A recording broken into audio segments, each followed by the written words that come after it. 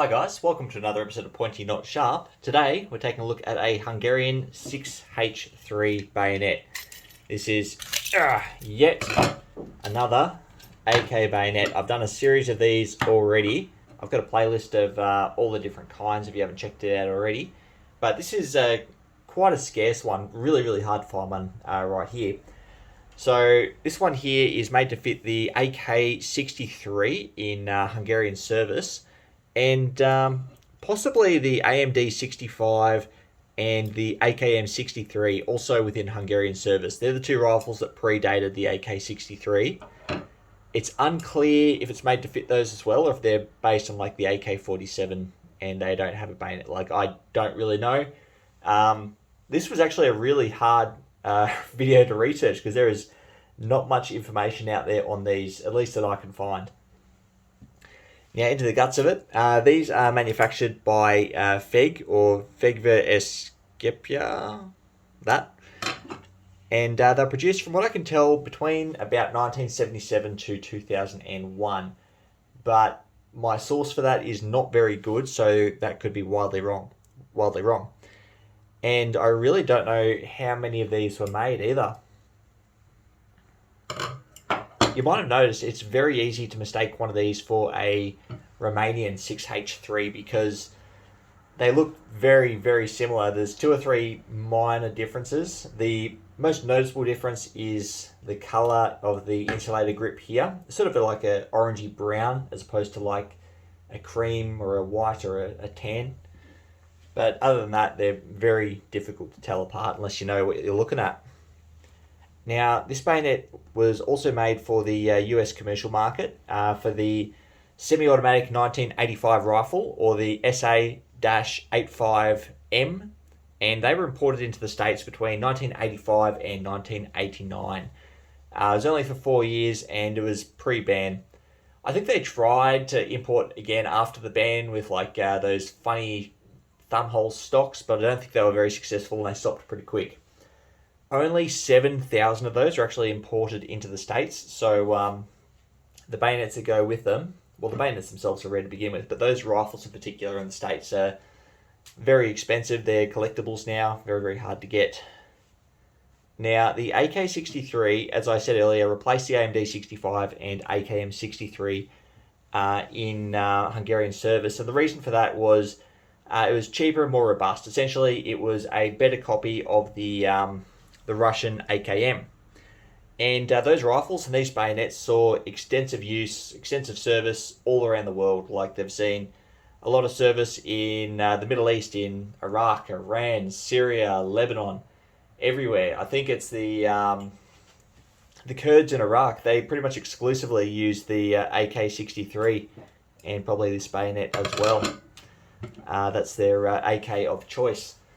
That said, though, they pop up all over the world. They pop up in Africa, Somalia, all kinds of places. It's the thing with AK rifles. They get sold to everyone, and then a lot of them look the same, and people don't know what they've got, and they get sold on. And you just got a bit of a mystery bag. So you get to places like Somalia and other places in Africa, and they'll just have a huge mix of rifles and bayonets. That said, it's usually crappy Romanian stuff, though.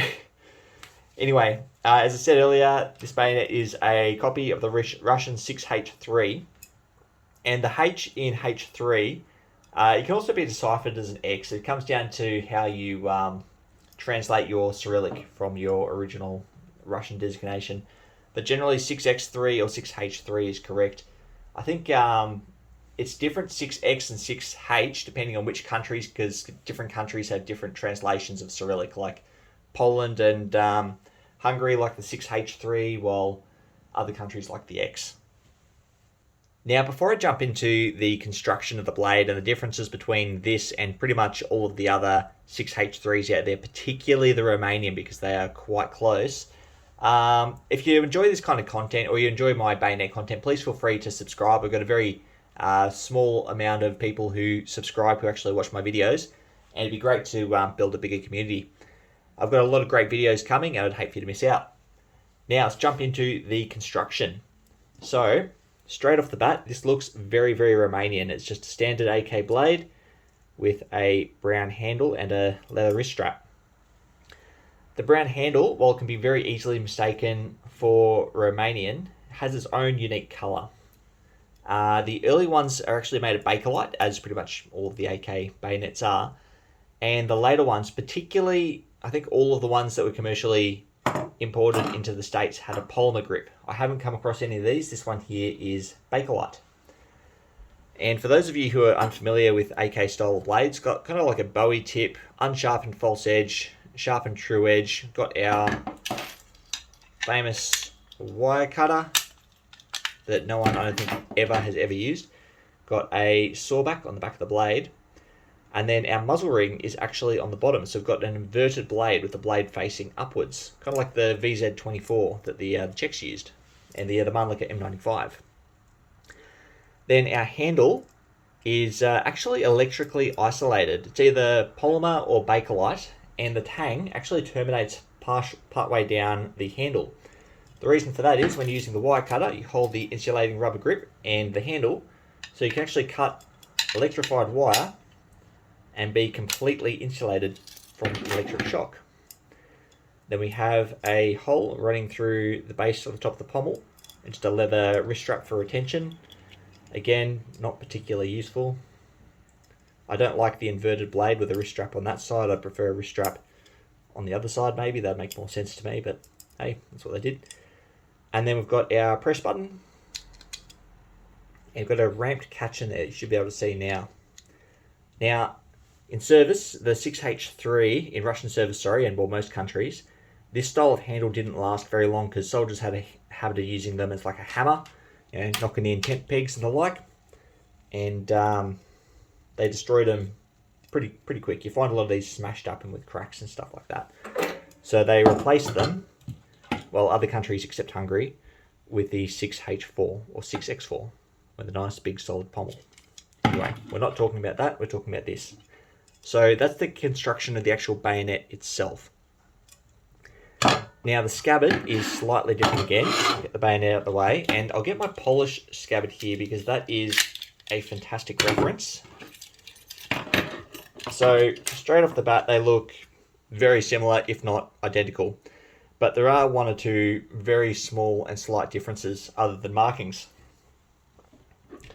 So the first difference that you might notice, this is sort of one piece. It comes down in an L shape. This is the polished one and just slides in and rivets through.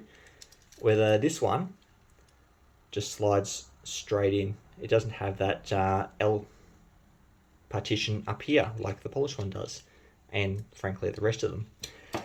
This style is sort of referred to as the Egyptian style, but the Hungarian FEG also have it as well. Pretty much every other one has this style here.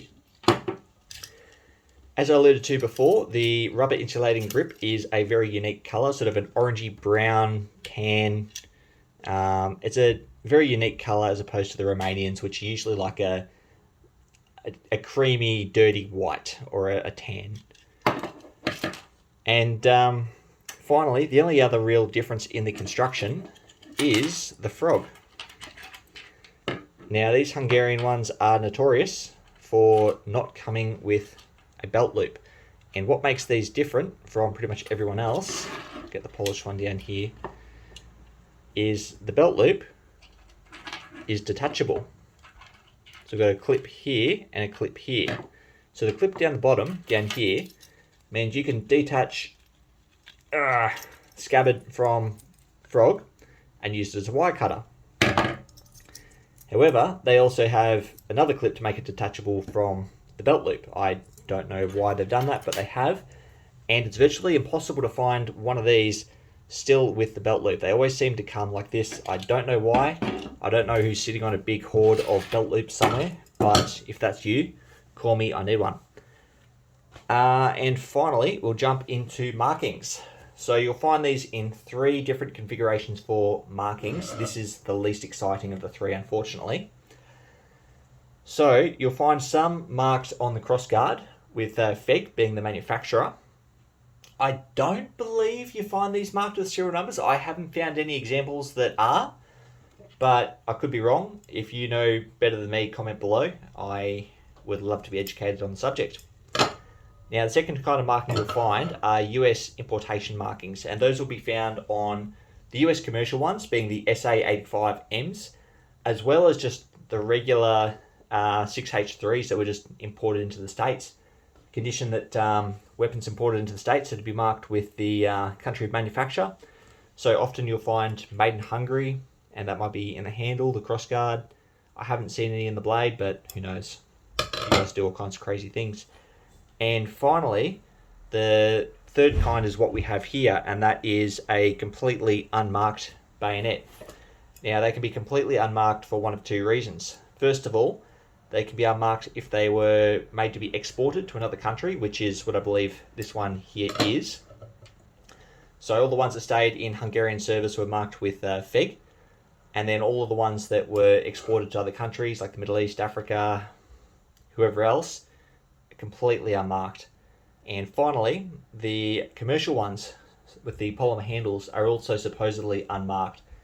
Now, I believe a lot of them have the US import marks, but a lot of them also went to countries other than the States, like Australia, the UK, other countries. And yeah, they would be completely unmarked. Anyway, guys, that's all I have on this bayonet today. I've got some really exciting content coming, so if you haven't already, I recommend you subscribe because I wouldn't want to have you miss out. And thanks for watching.